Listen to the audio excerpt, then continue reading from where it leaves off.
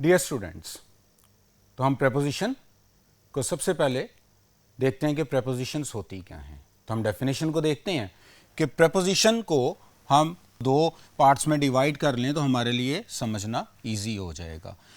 First is pre, जिसका मतलब before होता है, और सेकंड इज पोजीशन, जिसका मतलब प्लेस।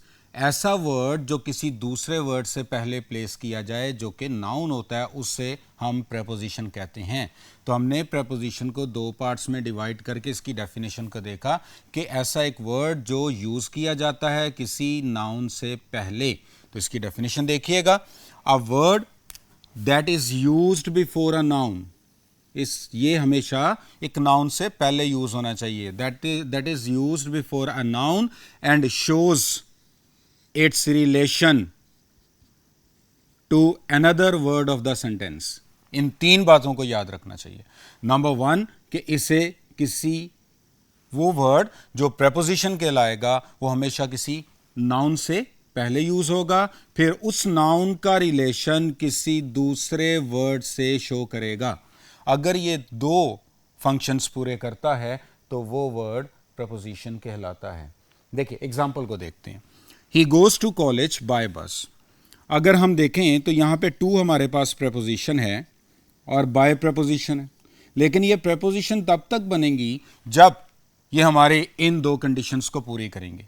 नंबर वन, कि इसके इस वर्ड के बाद नाउन आना चाहिए और वो किसी दूसरे वर्ड से रिलेट भी करता हो। तो इस तरह से अगर हम देखें तो अगर सबसे पहले देखें टू के बाद कॉलेज है और बाय के बाद बस है, तो ये दोनों नाउन्स है, तो एक कंडीशन पूरी हो गई। अब कॉलेज किसकी डेस्टिनेशन है? ही की, तो इसका मतलब कि कॉलेज और ही का रिलेशन है। अब बस के जरिए, सोर्स है, तो बस के जरिए कौन कॉलेज जाता है? तो ही जाता है, तो इसका मतलब ही और बस का भी रिलेशन है। ही और बस का रिलेशन बाय बताता है जो प्रेपोजिशन ऑफ सोर्स है, और टू और कॉलेज का रिलेशन टू बताती है जो कि प्रेपोजिशन ऑफ डेस्टिनेशन है। तो इस तरह से हमने देखा कि वो वर्ड जो किसी नाउन से पहले यूज हो और उस नाउन का रिलेशन किसी दूसरे पार्ट ऑफ किसी दूसरे वर्ड ऑफ सेंटेंस के किसी दूसरे वर्ड से उसका रिलेशन शो करें, उसे हम प्रेपोजिशन कहते हैं। आगे देखते हैं कि अभी हमने देखा कि टू के बाद नाउन कॉलेज यूज हुआ और बाय के बाद बस यूज हुआ। तो वो नाउन जो कि प्रेपोजिशन के बाद यूज होते हैं उसे कहते हैं object of preposition. The noun that is use just after preposition. जैसे कॉलेज है, ये ऑब्जेक्ट है टू का, बस है, ये ऑब्जेक्ट है बाय का। तो जो भी नाउन प्रेपोजिशन के बाद यूज होता है उसे ऑब्जेक्ट ऑफ प्रेपोजिशन कहते हैं। अब हम यहां पे एक बहुत इंपॉर्टेंट पार्ट डिस्कस करने जा रहे हैं। कि सेम वर्ड प्रेपोजिशन भी हो सकता है और एडवर्ब भी हो सकता है, तो हम उसको किस तरह से पहचानेंगे। लेट्स सी, प्रेपोजिशन और एडवर्ब। यहां पे हम ये डिसाइड करेंगे कि किस तरह से हम ये आइडेंटिफाई कर सकें कि वेदर ये प्रेपोजिशन है तो या एडवर्ब है। तो उसके लिए हम यहां पे इन सेंटेंस को देखते हैं। He went into his office, और दूसरा लिखा है ही वेंट इन। अब अगर यहां पे हम देखें तो इनटू हिज ऑफिस में इनटू के बाद ऑफिस नाउन है, और वो वर्ड जिसके बाद नाउन आ जाए वो प्रेपोजिशन है, और इनके बाद नाउन मिसिंग है, और अगर नाउन मिसिंग है तो इसका मतलब है ये प्रेपोजिशन नहीं होगी बल्कि ये एडवर्ब होगा। तो हमारे पास नाउन आइडेंटिफिकेशन के लिए आ गया। अगर तो वर्ड के बाद नाउन है तो वो प्रेपोजिशन है, और अगर उसके बाद नाउन नहीं है तो वो एडवर्ब है, उसे एडवर्ब पार्टिकल कहते हैं। He went into his office में इनटू प्रेपोजिशन है जो कि ये नाउन की वजह से हमें पता चल रहा है, और ही वेंट इन में इन एडवर्ब पार्टिकल है जो कि हमें पता ये स्पेस बता रही है जहाँ पे नाउन नहीं है। अगर नाउन नहीं होगा तो एडवर्ब पार्टिकल होगा, अगर नाउन है तो वो प्रेपोजिशन होगी। अब हम देखते हैं रूल ऑफ नाउन को। अब हम देखते हैं रूल ऑफ प्रेपोजिशन को। प्रेपोजिशन का एक जनरल रूल ये है कि प्रेपोजिशन के बाद हमेशा एक नाउन यूज होता है। वो नाउन किसी भी फॉर्म में हो सकता है, किसी भी टाइप में हो सकता है, वो नाउन प्रोनाउन भी हो सकता है, वो जेरेंड के तौर पे भी आता है, और उसके बाद नाउन फ्रेज भी हो सकता है और नाउन क्लॉज भी हो सकता है। तो प्रेपोजिशन के बाद हमेशा नाउन या नाउन इक्वल आना चाहिए। वो नाउन भी, नाउन की एनी टाइप ऑफ नाउन आ सकता है। वो प्रोनाउन, अगर प्रोनाउन आएगा तो वो ऑब्जेक्टिव केस में आएगा,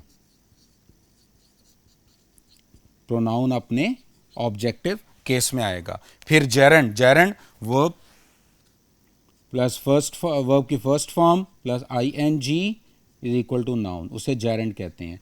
तो नाउन के बाद जेरेंड भी आ सकता है। इसी तरह से फ्रेज और क्लॉज भी नाउन के बाद आ सकते हैं। तो वो फ्रेज नाउन फ्रेज होगा और वो क्लॉज नाउन क्लॉज के तौर पे आएगा जो प्रेपोजिशन के बाद आते हैं। इसी तरह से हमारे पास एक प्रेपोजिशन है टू। प्रेपोजिशन टू जो है ये नाउन के तौर पे, अगर इसके बाद नाउन आएगा तो ये प्रेपोजिशन होगी, और अगर इसके बाद फर्स्ट फॉर्म ऑफ वर्ब आएगी तो ये इन्फिनेटिव होगा। तो प्रेपोजिशन टू जो है ये दो तरह से फंक्शन करती है। ये प्रेपोजिशन के तौर पे भी फंक्शन करती है और ये इन्फिनेटिव के तौर पे भी। या तो इसके बाद नाउन आएगा, नाउन है तो ये प्रेपोजिशन है, और अगर नाउन नहीं वर्ब की फर्स्ट फॉर्म है तो ये इन्फिनेटिव के तौर पर आता है। अब हम नेक्स्ट देखते हैं जी स्टूडेंट्स, यहां पे हम डिस्कस करेंगे यूज ऑफ प्रेपोजिशन को। प्रेपोजिशन को हम 6 पार्ट्स में डिवाइड करके डिस्कस करेंगे। वो 6 पार्ट्स कौन कौन से हैं देखिए। Preposition for location, preposition of direction, preposition of time, preposition of verb, preposition collocation, preposition for special relationship.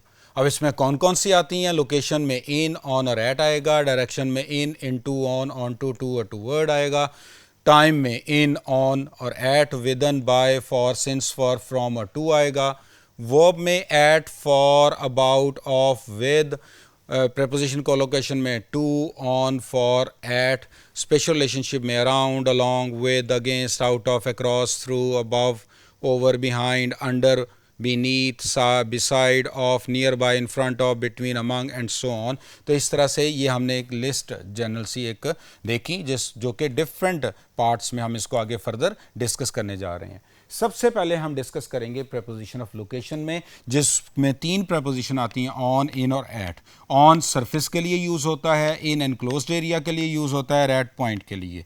On में अगर हम देखें तो ये एक पर्सन रोड पर है, और ये रोड पर है, तो अब यहाँ पे अगर आप देखें तो इसको किसी तरफ से कोई कवरिंग नहीं है। तो जब कवरिंग ना हो तो हम ऑन की प्रेपोजिशन करते हैं, he is walking on the road, he standing on the road. तो इस तरह से हम इसको ऑन करते हैं। जैसे ये मार्कर्स मेरे हाथ पे हैं तो ये सरफेस के ऊपर हैं, इसलिए markers are on my hand. तो अब यहाँ पे हमने ऑन को डिस्कस किया। लेकिन अगर कोई कवरिंग आ जाए, चाहे वो कवरिंग फिजिकल हो चाहे वो कवरिंग वर्चुअल हो, तो फिर हम इन यूज करते हैं। जैसे देखें ये पर्सन एक बिल्डिंग में है और बिल्डिंग की कवरिंग मौजूद है, तो ये कवरिंग की वजह से he is in the building होगा। तो यहां पे इन की प्रेपोजिशन आएगी जब एनक्लोज्ड एरिया हो या कवरिंग हो। देन हम पॉइंट की तरफ डिस्कस करते हैं। पॉइंट में हम डिस्कस करेंगे एट को। एट उस वक्त यूज किया जाता है जब हमने बिगर एरिया में से कोई स्मॉलर फिक्स स्पेसिफिक एरिया को मेंशन करना हो या लोकेट करना हो। फर्ज करें ये एक रूम है और रूम का ये एक डोर है, डोर एक फिक्स पॉइंट पर होता है। तो जब भी हम कहेंगे he standing at the door, he is at the door में अगर हम देखेंगे तो फिर हम उस जो रूम है, रूम के अदर पार्ट्स को हम छोड़ देंगे और सिर्फ फोकस करेंगे डोर पे। जैसे हम कहेंगे ही इज एट द डोर, तो इट एट द डोर में ये रूम है और रूम के एरिया को हम इसको इग्नोर करेंगे और सिर्फ इस एक पॉइंट पर फोकस कर जाएंगे, तो इसको हम एट कहते हैं। तो जब भी हमने किसी लार्जर एरिया में से किसी एक स्पेसिफिक लोकेशन को पॉइंट आउट करना होता है तो हम एट यूज करते हैं। अब यहाँ पे हम एक इंपॉर्टेंट पॉइंट को डिस्कस करेंगे कि इन और एट का डिफरेंस। इन और एट में हम क्या करते हैं कि हम इनमें हम टाइप और लोकेशन ऑफ बिल्डिंग को डिस्कस करते हैं, जबकि एट में हम टाइप और लोकेशन ऑफ प्लेस को डिस्कस करते हैं। यानी कि हमने इन उस वक्त यूज करते हैं जब हमने लोकेशन और टाइप ऑफ बिल्डिंग को फोकस करना हो, और अगर हमने टाइप ऑफ प्लेस को फोकस करना है तो फिर एट यूज करेंगे। फॉर एग्जांपल अगर हम देखें she is at the library और she is in the library में डिफरेंस है। एट द लाइब्रेरी का मतलब है, लेट्स सपोज ये देखिए ये स्कूल है और स्कूल में इस पॉइंट पर लाइब्रेरी है, तो अगर हम कहें she is eight the library, तो हम स्कूल के तमाम अदर पार्ट्स को हम छोड़ देंगे और फोकस करेंगे सिर्फ एक लाइब्रेरी वाले इस बिल्डिंग पे, इस प्लेस पे, कि किस प्लेस पर मौजूद, हम फोकस करेंगे उस प्लेस पे। लेकिन she is in the library है तो फिर हम उस लाइब्रेरी की बिल्डिंग, तो इसका मतलब है वो इस बिल्डिंग के अंदर है, इसकी प्रेमिसेस के अंदर है, तो हम इसको इन कहेंगे। तो हमारा अगर फोकस बिल्डिंग पर होगा, टाइप ऑफ बिल्डिंग पर होगा, तो फिर हम इन की बात करेंगे, और अगर हमारा प्लेस और लोकेशन पे होगा तो फिर हम एट से उसको देखेंगे जी। नेक्स्ट हम मजीद आगे देखते हैं जी। नेक्स्ट हम देखते हैं जी प्रेपोजिशन ऑफ डायरेक्शन को। प्रेपोजिशन ऑफ डायरेक्शन में देखिए ऑन और ऑन टू, इन और into and toward. On और ऑन टू, ऑन को हम ऑलरेडी डिस्कस कर चुके हैं।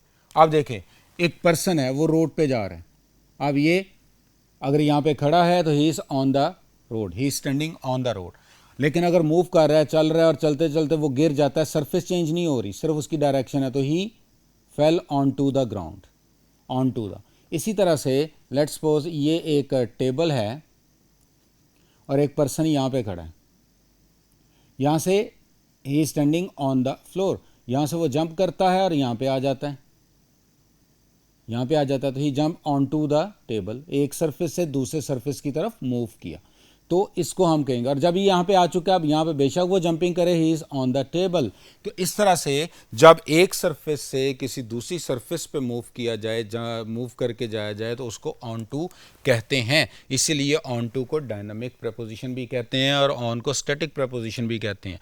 सेम इन और इन टू का डिफरेंस है, इन टू को डायनामिक भी कहते हैं और इन को स्टैटिक भी है। इन टू में हम एक सरफेस से मूव करके हम किसी इंटीरियर, किसी इनक्लोज्ड बॉडी के अंदर जाते हैं, मीडियम चेंज करते हैं। इसमें जैसे देखें, अगर ये एक पर्सन यहाँ पे खड़ा है, यहाँ पे बैंक ऑफ रिवर पे है, तो ही स्टैंडिंग ऑन, यहाँ पे इसके ऊपर ऑन, लेकिन यहाँ से ये जंप करके इसके अंदर आ जाता है। तो अब ये देखें, ये एनक्लोज्ड है, इसमें उसने मूव करके यहाँ पे दाखिल हुआ, तो यहाँ से यहाँ तक की पोजीशन जो होगी, ही जंप्ड इनटू द रिवर। और जब वो रिवर में आ चुका हुआ है, पानी के अंदर आ चुका हुआ है, तो अब यहाँ पे वो मजीद किसी इंटीरियर बॉडी के अंदर मूव नहीं कर रहा है, इसलिए वो यहाँ पे इनकी प्रेपोजिशन ही लेगा, तो ही जंप्ड इनटू द रिवर। तो ऑन टू में एक सरफेस से हम दूसरे सरफेस की तरफ मूव करते हैं, और इनटू में हम मूव करके किसी इंटीरियर बॉडी के अंदर दाखिल होते हैं। तो इस तरह से ये हमने इन और इनटू को देखा। फिर आ गया to and toward. To preposition of destination कहलाती, और टू वर्ड डायरेक्शन। अब जैसे देखें, अगर हमारा मकसद मूवमेंट जहां पे एंड होनी है, जिस जगह पे हमने फिजिकली जाके अपनी जर्नी खत्म कर देनी है, तो उसको टू से रिप्रेजेंट करेंगे। और अगर हमने सिर्फ और सिर्फ अपने मूवमेंट की डायरेक्शन कि हम इस सम्मत में मूव कर रहे हैं, अगर सिर्फ वो बताना मकसूद हो, तो हम टू वर्ड और टू वर्ड्स लगाते हैं।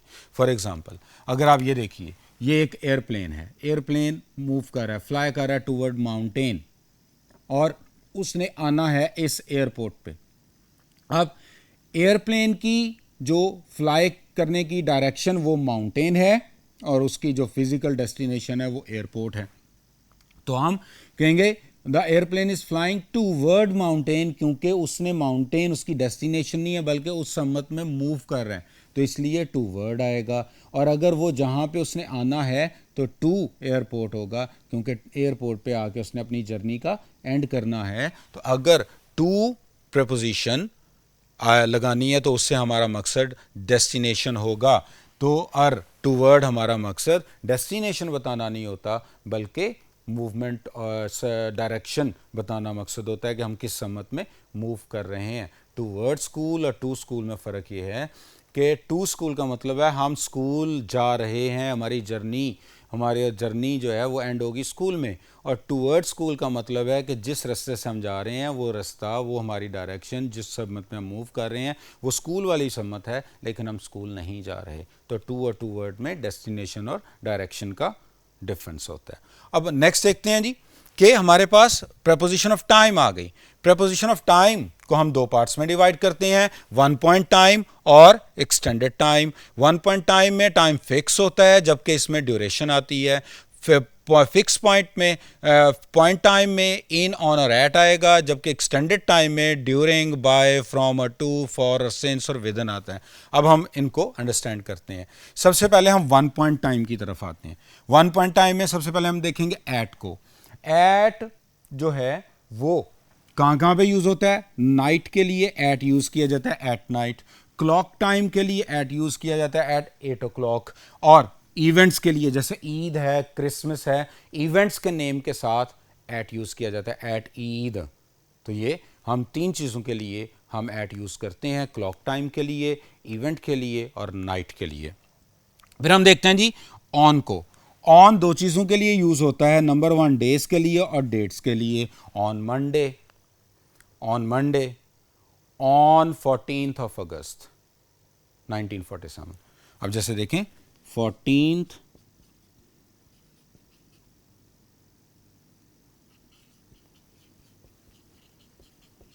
इसमें आप देखें, इसमें ईयर भी है, इसमें मंथ भी है, इसमें डेट भी है। हमने सिर्फ ये देखना है कि डेट है या नहीं। अगर डेट है तो ऑन आएगा, तो अगर डेट आ जाए और डेज आ जाएं तो फिर हम ऑन यूज करेंगे। लेकिन अगर स्पेसिफिक नेम ऑफ डे आ जाए, फॉर एग्जांपल जैसे हमने यहां पे कहा कि इवेंट है ईद, तो यहां पे एट ईद, लेकिन अगर ईद डे आ जाए तो फिर ऑन ईद डे। लेकिन अगर अकेला ईद का इवेंट का नेम लिखना है तो एट ईद, लेकिन अगर उसके साथ डे कर दिया ऑन द फॉलोइंग डे। तो इस तरह से अगर नेम ऑफ पर्टिकुलर डे आ जाए तो फिर हम ऑन यूज़ करेंगे। ऐसा अब हम देखते हैं जी इन को। इन मंथ्स के लिए इन यूज़ होता है, इन जून, ईयर्स के लिए इन 2020, डेकेड्स के लिए, सेंचुरीज के लिए, सीजन के लिए और पार्ट्स ऑफ डेज के लिए हम इन यूज़ करते हैं। पार्ट्स ऑफ डेज में मॉर्निंग के लिए इन यूज़ किया जाता है, आफ्टरनून के लिए इन यूज़ किया जाता है, इवनिंग के लिए इन यूज़ किया जाता है, नून के लिए एट यूज़ किया जाता है और नाइट के लिए एट यूज़ किया जाता है। तो इस तरह से हमने देखा कि एट, ऑन और इन को हम किस तरह से यूज़ कर सकते हैं। अब आते हैं हम जी एक्सटेंडेड टाइम। एक्सटेंडेड टाइम में टाइम एक्सटेंड करता है, टाइम ड्यूरेशन होती है। उस टाइम को अगर हम देखें तो सिंस, फॉर, फ्रॉम और टू, बाय और ड्यूरिंग। अब सिंस पर्टिकुलर टाइम होता है in the past till later time और अप टिल नाउ तक। पास्ट से स्टार्ट होके अप टिल नाउ तक भी आ सकता है और एक लेटर टाइम के लिए भी हो सकता है। फॉर जो होता है use to show amount of time, और फ्रॉम स्टार्ट टाइम को कहते हैं, टू एंडिंग टाइम को कहते हैं। बाय जो होता है नॉट लेटर देन और बिफोर, यानी कि हम जो एंडिंग टाइम होता है उससे पहले पहले। और ड्यूरिंग जो होता है ये ड्यूरेशन देती है, यहाँ से वह स्टार्ट होगा और यहाँ पर एंड है, तो इसके दरमियान जो टाइम होगा during summer vacations, during summer vacation, जहाँ से समर वेकेशन स्टार्ट होंगी जहाँ पे एंड होगी, इसके दरमियान में जो है वो ड्यूरिंग। इसी तरह से अगर विदन को देखें तो विदन भी इसी तरह से होता है, will complete this task with in a year. तो हमारे पास 12 मंथ्स हैं, 365 डेज़ हैं। इन 365 डेज़ का जो टाइम की ड्यूरेशन है इसमें हमने अपने काम को कंप्लीट करना है, तो विदन इसलिए इस तरह से यूज़ होता है। अब हम आगे मज़ीद देखते हैं जी स्टूडेंट्स। अब हम पढ़ेंगे प्रेपोजिशन ऑफ वर्ब को। प्रेपोजिशन ऑफ वर्ब का एक ही पर्पस होता है, इसने वर्ब का ऑब्जेक्ट को इंट्रोड्यूस करना है। Preposition that introduces the object of verb is called preposition of verb. और इसमें हम ज़्यादातर फ्रेजल वर्ब्स को डिस्कस करते हैं। फ्रेजल वर्ब में क्या होता है कि वर्ब के बाद प्रेपोजिशन लगी होती है और फिर आगे कोई ऑब्जेक्ट होता है और वो वर्ब का ऑब्जेक्ट के तौर पे प्रेपोजिशन उसको इंट्रोड्यूस करती है। तो इस तरह से ये फ्रेजल वर्ब है जो कि जो वर्ब की प्रेपोजिशन है ये वर्ब के ऑब्जेक्ट को इंट्रोड्यूस करवाती है, यानी कि यहाँ पे हमने किसी इनट्रांजिटिव वर्ब को ट्रांजिटिवली यूज़ करवाना होता है। ट्रांजिटिव वर्ब के बाद डायरेक्ट ऑब्जेक्ट है, जबकि इनट्रांजिटिव वर्ब के बाद डायरेक्ट ऑब्जेक्ट नहीं आता। लेकिन समटाइम ऐसी सिचुएशन आ जाती है कि जिसमें इनट्रांजिटिव वर्ब अपना मीनिंग पूरा उस वक्त तक नहीं करेंगे जब तक कि ऑब्जेक्ट नहीं आएगा, तो फिर उसको ऑब्जेक्ट की ज़रूरत होती है। डायरेक्ट ऑब्जेक्ट लगा नहीं सकते, तो फिर उसके बाद हम एक प्रेपोजिशन लगाते हैं और फिर आगे ऑब्जेक्ट लगाते हैं। तो इस तरह से हम वर्ब अपना मीनिंग कंप्लीट करता है। तो उसको फ्रेजल वर्ब भी इसी हेड में आ जाते हैं। जैसे यहाँ पे देखें, टेक ऑफ है, इसका मीनिंग बिगिन फ्लाइट है। Take up, begin a new hobby है। टेक ऑन का मतलब एक्सेप्ट अ जॉब होता है। टेक आफ्टर का मतलब रिजेंबल होता है। टेक ओवर, गेट कंट्रोल है। तो इस तरह से वर्ब के बाद प्रेपोजिशन चेंज होती जाएगी और उसका मीनिंग चेंज होता जाएगा, तो उसको हम फ्रेजल वर्ब कहते हैं। और ये किसी इंट्रांजिटिव वर्ब को ट्रांजिटिवली यूज करवाता है। नेक्स्ट हम देखते हैं जी प्रेपोजिशन कोलोकेशन। प्रेपोजिशन कोलोकेशन में ये होता है कि इसमें आप देखें कि वर्ब के साथ प्रेपोजिशन चेंज होती हैं, मीनिंग चेंज हो रहा था। इसमें हम देखेंगे प्रेपोजिशन फिक्स रहती है, लेकिन वर्ड्स हमने यहाँ पे ये देखना है कोलोकेशन के किन किन वर्ड्स के साथ प्रपोजिशन फिक्स होती है। उसमें जैसे टू है, जैसे ये टॉक टू होता है, लिसन टू होता है, स्पीक टू होता है, अडॉप्ट टू होता है, यानी कि इनके साथ हम टू यूज़ करेंगे तो ये प्रपोजिशन कोलोकेशन कहलाएगी। इसी तरह से फॉर को देखें, इसके साथ तो ये किन किन से क्या फिक्स है, wait to, wait for, ask for, long for, vote for. इसी तरह से ऑन किसके साथ हो सकता है फिक्स, यानी कि agree on, rely on, depend on, congratulation on. तो इसको हम प्रपोजिशन कोलोकेशन कहेंगे कि जिसमें हम, और इसमें हम एक लिस्ट भी इंट्रोड्यूस करवा देंगे जो कि आपके बोर्ड पे चल भी रही होगी। तो उसमें हम ये देखते हैं कि किन किन वर्ड्स के साथ फिक्स प्रपोजिशंस हो जाती हैं। तो हमने यहाँ पे जस्ट एक उनको देखा, टू, फॉर और ऑन को। नेक्स्ट हम चलते हैं जी preposition of spatial relationship. Preposition of spatial relationship को हम तीन पार्ट्स में डिवाइड करते हैं। सबसे पहले लिमिट्स में तीन प्रपोजिशंस आती हैं, अलोंग, अराउंड और विदन। अब यहाँ पे देखें, अलोंग को सबसे पहले इनको देखते हैं। यहाँ पे अगर हम देखें तो ये एक रोड है, और ये एक रोड है, एक पर्सन इस रोड के बिल्कुल पैरेलल चल रहा है, तो he is walking along the road. तो जब भी हम किसी के पैरेलल मूव करेंगे तो हम अलोंग मूवमेंट करें। जैसे मैं अगर इस वॉल के साथ, इस बोर्ड के साथ चल रहा हूँ, I am walking along the board, कि ये इसके मैं बिल्कुल पैरेलल मूव कर रहा हूँ, तो ये अलोंग आ गया। लेकिन अगर हम अब दूसरा है अराउंड और विदन।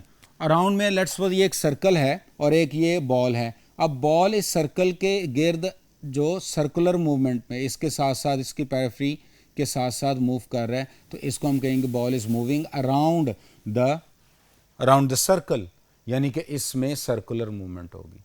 और अगर हम कहें कि fill within the box, within the circle, fill within the circle, तो ये सर्कल के अंदर, इस बाउंड्री के अंदर अंदर कहीं पे भी आप फिलिंग करेंगे तो ये विदन आ जाएगा।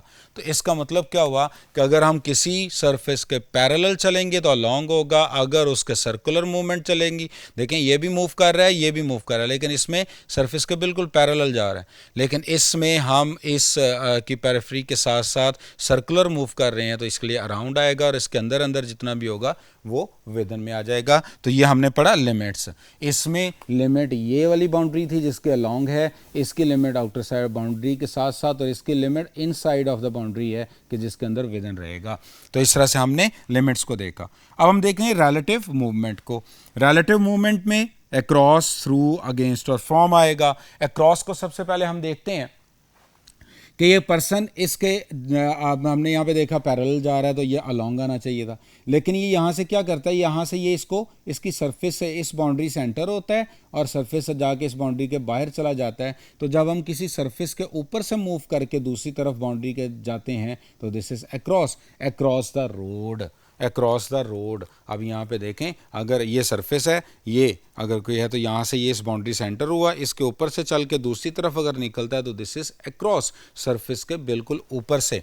लेकिन अगर ये एक पाइपलाइन है, पाइप है, और एक पर्सन यहाँ से एंटर होता है और इस एनक्लोज्ड बॉडी के इधर से बाहर निकल जाता है, दिस इज थ्रू। तो थ्रू होता है किसी एनक्लोज, चाहे वो एनक्लोजर वर्चुअल हो या फिजिकल हो, उसके अंदर से दूसरी साइड एक बाउंड्री से दाखिल हो, दूसरी से हम बाहर निकल जाएं, तो फिर उसके लिए थ्रू होता है। तो यही फ़र्क ऑन और इन का है। ऑन सरफेस है, इन एनक्लोजर का है, एनक्लोज्ड बॉडी का है। तो अगर हम किसी सरफेस की एक तरफ से दाखिल होंगे और दूसरी तरफ से निकल जाएंगे सरफेस पे, तो क्रॉस होगा। अगर किसी एनक्लोज्ड एरिया, जैसे ये एक पाइप है, इसके अंदर से दाखिल हो, इधर से बाहर निकल आए, तो फिर ये क्या होगा, दिस इज थ्रू। तो थ्रू में हम एनक्लोज्ड, अंदर एनक्लोज्ड एरिया लेते हैं। देन हमारे पास ही ये अगेंस्ट और फ्रॉम आ गया।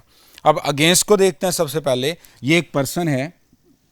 सबसे पहले याद रखिएगा, अगेंस्ट में दो ऑपोजिट फोर्सेस एक्ट करती हैं। यानी कि एक फोर्स यहाँ पे, एक फोर्स यहाँ पे।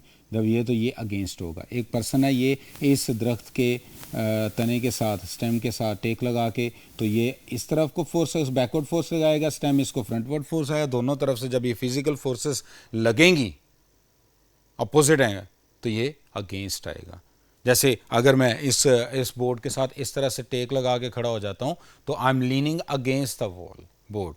तो चूंकि मेरी बॉडी बैकवर्ड फोर्स से रही है और ये फ्रंटवर्ड फोर्स है, जब दोनों फोर्सेस आपस में, अपोजिट फोर्सेस आपस में आमने सामने हो, तो ये अगेंस्ट है। फाइटिंग अगेंस्ट आर एनिमीज हैं। और अगर कोई एक बहुत तेज स्ट्रॉम आ रहा है और हम उसके अगेंस्ट वर्क कर रहे हैं, वो स्ट्रगलिंग अगेंस्ट द स्ट्रॉम, क्योंकि एक तरह से वो फोर्स लगा रहा है, एक तरह से हम फोर्स लगा रहे हैं, तो उस तरह से अगेंस्ट आएगा।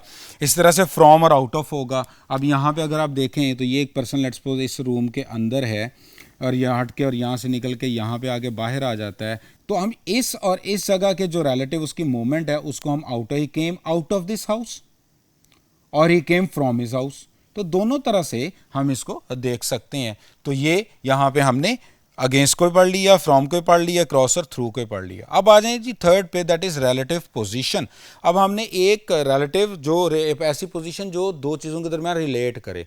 एक पर्सन है, दूसरा पर्सन है, इन दोनों के पोजीशन के लिहाज से इनकी प्रपोजिशन कौन कौन सी आएगी, तो हम उनको देखते हैं। सबसे अबव है, over, under, beneath, of, before, between, among, besides, near by and so on. तो हम यहाँ पे देखते हैं। नहीं, सबसे पहले हम अबव एंड ओवर को देखते हैं। ये एक आसमान पे, ये एक प्लेन फ्लाई कर रहा है और प्लेन के ऊपर ये बिल्कुल उसके ऊपर वर्टिकल हाइट पे है, वर्टिकल हाइट पे एक क्लाउड है।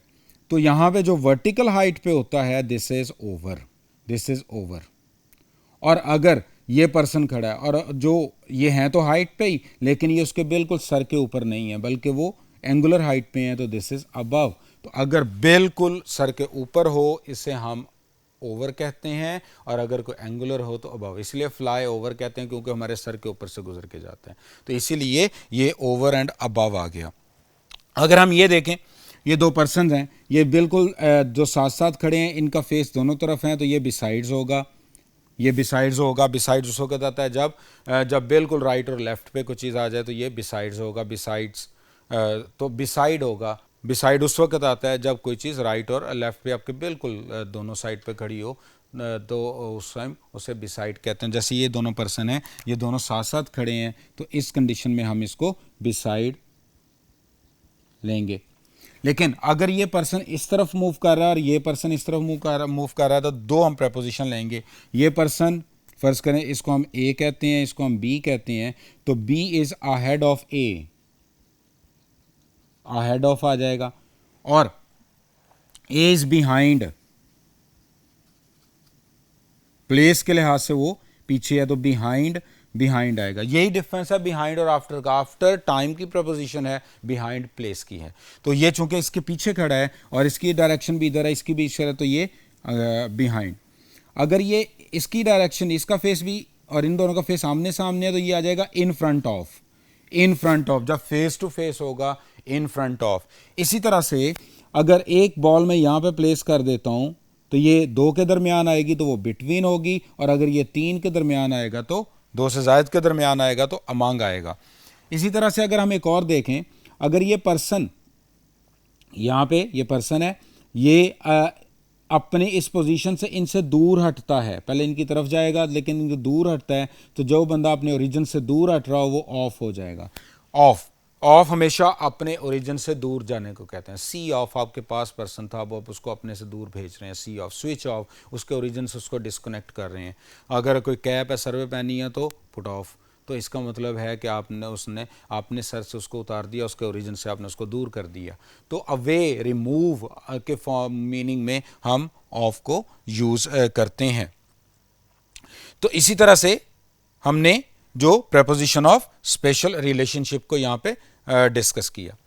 नेक्स्ट हम चलते हैं जी, हम इडियोमेटिक एक्सप्रेशंस पर सडन के कुछ ऐसे इडियोमेटिक एक्सप्रेशंस होते हैं जिनको हम अपने टेस्ट में यूज़ करेंगे। जैसे कि एग्री है, एग्री के साथ विद, एग्री विद उस वक्त होता है जब पर्सन हो तो एग्री विद यूज़ करेंगे, पॉलिसी हो तो एग्री विद यूज़ करेंगे, ऑन उस वक्त यूज़ करेंगे जब एग्री ऑन प्राइस होता है, एग्री टू प्रपोजल होता है, एग्री इन प्रिंसिपल होता है।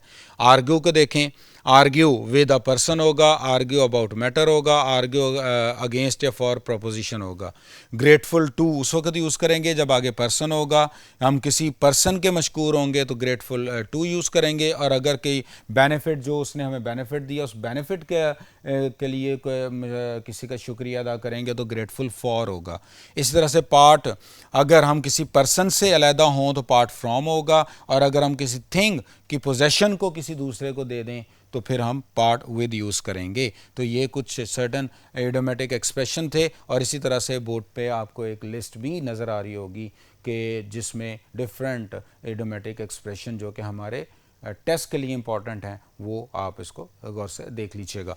अब हम लास्ट पॉइंट हम जो डिस्कस करने जा रहे हैं कि कुछ ऐसे वर्ब्स होते हैं जिनके साथ प्रेपोजिशन यूज़ नहीं करते। तो यहाँ पे हमने ये डिसाइड करना है कि वो कौन कौन से वर्ब्स होंगे जिनके बाद एक लिस्ट लिखवाई जाती है। हम लिस्ट की तरफ नहीं जाते, हम शॉर्टकट की तरफ जाते हैं कि हमने वर्ब के थ्रू देखना है कि प्रेपोजिशन लगेगी या नहीं। तो देखिए कि वर्ब जो है दो तरह के होते हैं, एक ट्रांजिटिव होता है, एक इनट्रांजिटिव होता है। ऐसा वर्ब जिसके बाद ऑब्जेक्ट आ जाए वो ट्रांजिटिव वर्ब होता है, और ट्रांजिटिव वर्ब के बाद प्रेपोजिशन यूज़ नहीं होती। यहाँ पे जब हमने यहाँ पे प्रेपोजिशन ऑफ वर्ब पढ़ी थी तो हमने यही बात डिस्कस की थी कि अब हम जो इनट्रांजिटिव वर्ब होगा जिसके बाद ऑब्जेक्ट नहीं आ सकता और वो अपना मीनिंग भी पूरा नहीं कर रहा होता, और मीनिंग उस वक्त तक नहीं आएगा जब तक ऑब्जेक्ट लगेगा। तो इसलिए फिर प्रेपोजिशन उस प्रॉब्लम को सॉल्व करती है कि वो वर्ब के साथ अटैच होकर उसके ऑब्जेक्ट को इंट्रोड्यूस करवाती है। ये इनट्रांजिटिव वर्ब के लिए। लेकिन यहाँ पे क्या है कि वर्ब ट्रांजिटिव होगा, और वर्ब ट्रांजिटिव होगा तो फिर वो अपने बाद प्रेपोजिशन नहीं लेगा। जैसे कि रीच, अटैक, रिजेंबल अपने बाद प्रेपोजिशन नहीं लेते। लेकिन कुछ वर्ब्स ऐसे होते हैं जो कि एम्बी ट्रांजिटिव होते हैं, जो समटाइम यूज़ में ट्रांजिटिव भी होते हैं और इनट्रांजिटिव भी होते हैं। जब वो ट्रांजिटिवली यूज़ होंगे तो फिर आप उनके बाद प्रेपोजिशन नहीं लगाएंगे, और जब इनट्रांजिटिवली यूज़ होंगे तो आप उनके बाद प्रेपोजिशन लगा सकते हैं। जैसे he reached into his coat pocket, हमने फर्स्ट लेसन में पढ़ा था, he reached into his coat pocket, कि उसने अपने हाथ को मूव किया और अपनी जेब से कुछ निकाला। इसका मतलब उसने बजाते खुद फिजिकली मूव नहीं किया था, तो इसलिए रीच के बाद इनटू आ गया। लेकिन अगर फिजिकली मूव करके किसी जगह पे जाया जाएगा, अराइव के मीनिंग में लेना है, उस टाइम वो ट्रांजिटिव हो जाएगा, तो उसके बाद रीच के बाद प्रेपोजिशन यूज़ नहीं होगी। तो यही इसमें मेन डिफरेंस था कि वो तमाम वर्ब जो कि ट्रांजिटिव होंगे उनके बाद आपने प्रेपोजिशन नहीं लगानी, और इन ट्रांजिटिव वर्ब के बाद प्रेपोजिशन आएगी, जैसे रीच, अटैक और रिजेंबल। तो यहाँ पे हमने अपना तमाम जो प्रेपोजिशन के टॉपिक को देखा, और इसमें उम्मीद है कि आप काफ़ी हद तक आपके इस टॉपिक की अंडरस्टैंडिंग डेवलप होगी। अल्लाह हाफ़िज़।